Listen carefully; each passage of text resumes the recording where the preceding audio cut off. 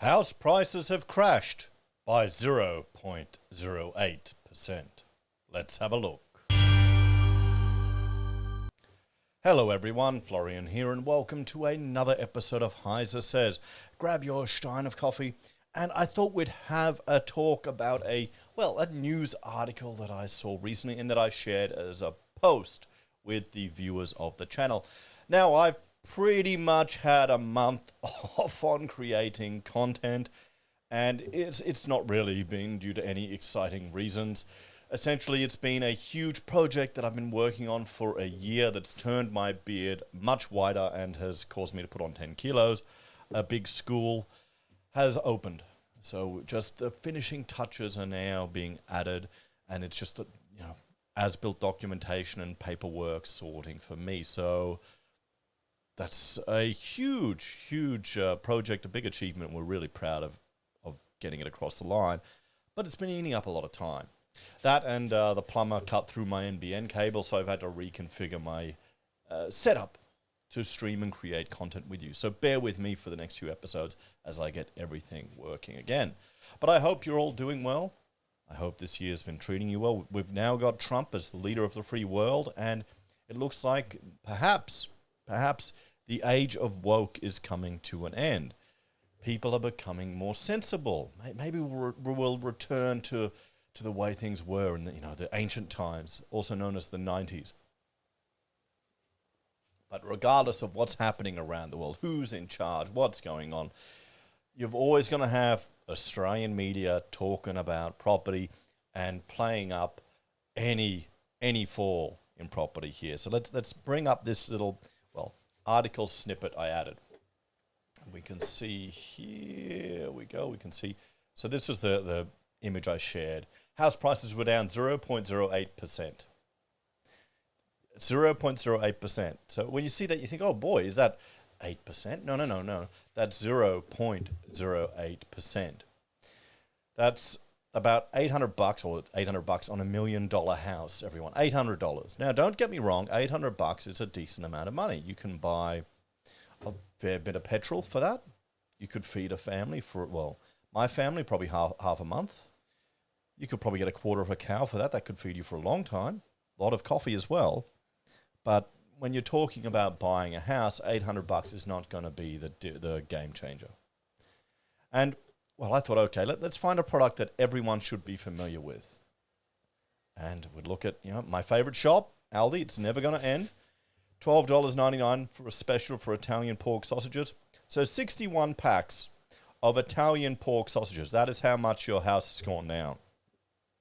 Now, I don't know about, for those of you that don't know, I have a large family. We have 7 children, so we will eat a lot of food, and we try and eat as much meat as we can to be healthy, and it's getting more expensive to the point where I'm even noticing it.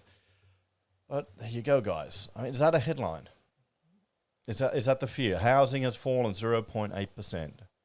And let's have a look at some of the comments that we've got here, because there's talk about an interest rate cut happening next or this month.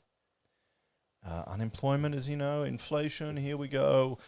And there's a lot of political pressure for the RBA to cut rates. Now, if we see a rate cut, I'd bet a carton that it's going to be nothing but buoyant for the housing market. People will jump back in. Because remember, there are always people waiting on the sidelines to get into housing here in Australia. It's not... There's so much invested in ensuring the stability of our market and economy here in Australia, because that's what people want. They don't want a free market in Australia. We're not Americans, guys. Australians aren't libertarians. They want order, regulation, and nice rules to follow, and to be a bunch of Karens. Okay, that really is. Once you accept that, it gets a lot easier to understand what's going on in this country. So let's have a look at some of the comments here. Andrew, a regular of the channel. My suburb in WA has almost doubled since February 2020. Since Feb 2020. Median, 330K in 2020. Now 640,000 in 2025. And have I got this set up yet? No, I haven't, but one sec. Let me bring up a reference here. Let's have a look at Brisbane asking prices. Boom. Now, what we can see here, everyone, is as we're going, if we're going up here, you can see prices are, what, 1.1, nearly 1.2 million for all houses. We'll go down to exclude some of the, where's the three betters? Three betters, that's the market that I'll probably play in a bit more. $1 million. In Brisbane, we're not talking Sydney, we're not talking Melbourne, we're talking Brisbane, guys. We've only had, what, running water for a couple of years, and colour TV, we only got that last year. I am kidding. It's not that bad for those of you in other states, although some people tend to think it is. But I remember back here, what are we looking at? Just over $500,000, guys. Remember when here, 2019, when we were discussing property in the channel? It's not even noticeable now. Look at that climb. And this is when, back here, when you see the little dot that I'm moving around, back here was when there was all this concern about the property prices crashing, and RBA was modelling a 40% decrease in property. There we have it, guys. There we have it. So let's go back to this one here. So we're not any different. We'll look at, well, let's bring up Melbourne as well. Melbourne, you can see the same thing. It's kind of flattened out, but it still has increased over the last few years. Have I reinstated Perth?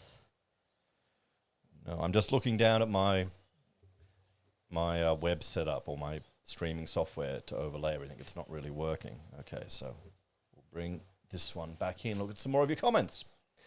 So, Addy, Intel 1 is going, don't worry, Heiser. We can pump those numbers back up. You can always beg the RBA to drop rates 0 to 1% and bring in at least 5 million people in 1 year to keep the housing cards propped up. Now, it's not going to change. Think about Australia on a global perspective. It's an awesome place to live.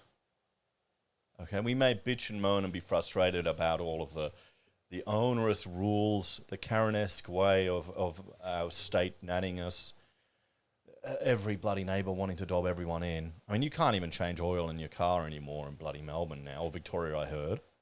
You need a licence for that. We're turning into Britain. But that's what people want.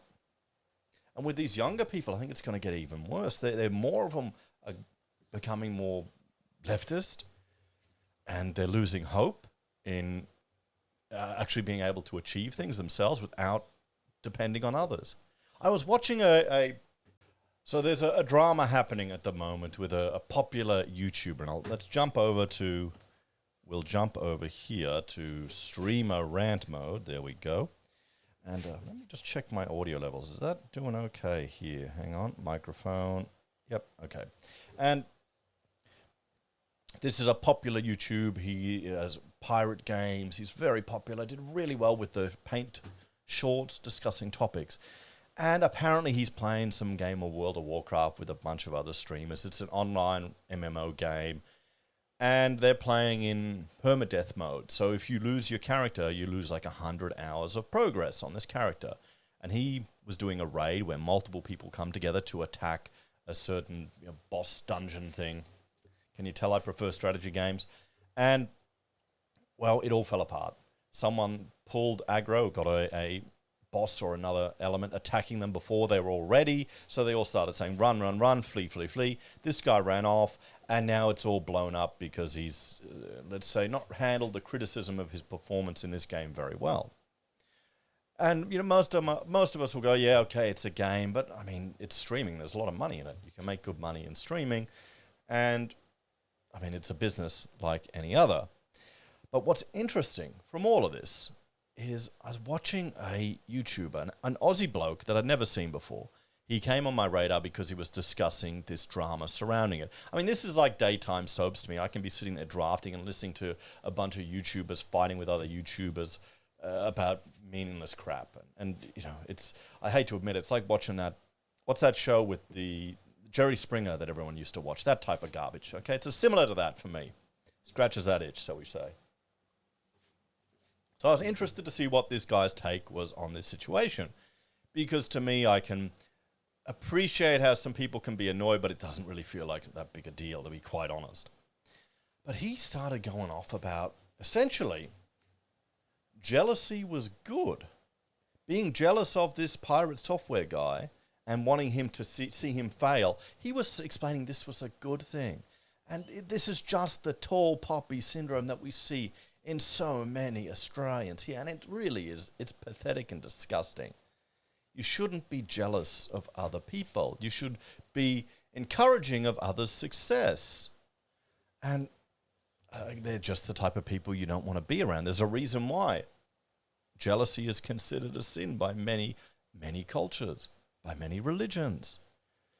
But he was saying in his video, going, yep, it's good to be jealous. It's right to be, bring him down to the rest of us. And this is the tall poppy mindset that we have. And this is coming from younger people here in Australia. And that's what really worries me about all of this stuff.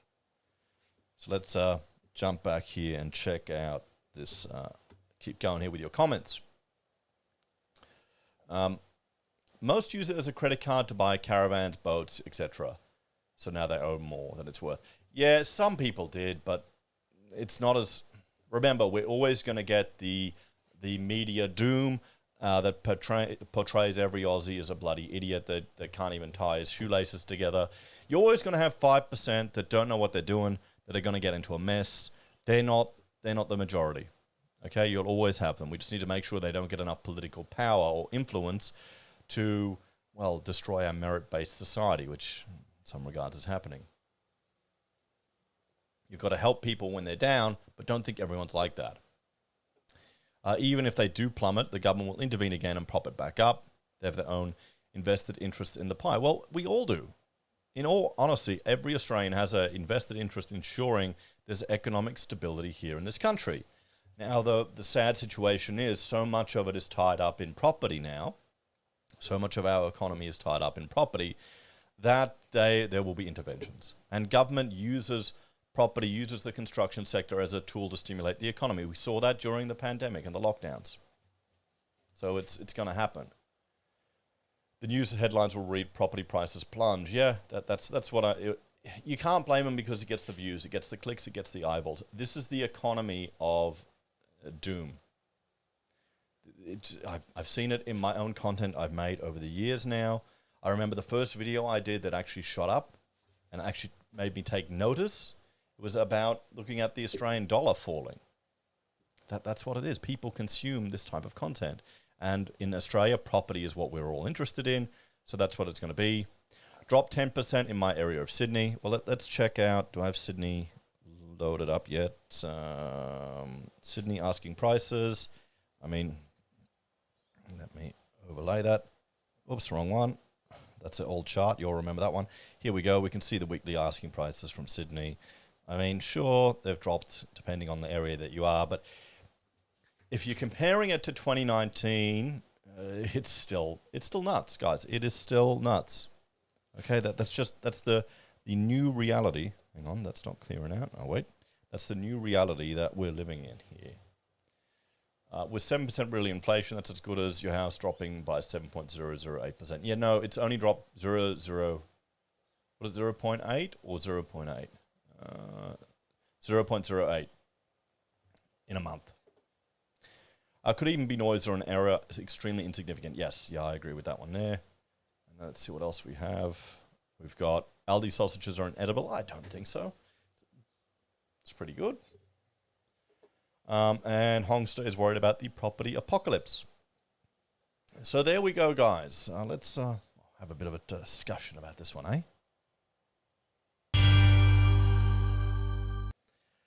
Thank you for joining me for a, first episode after a month hiatus.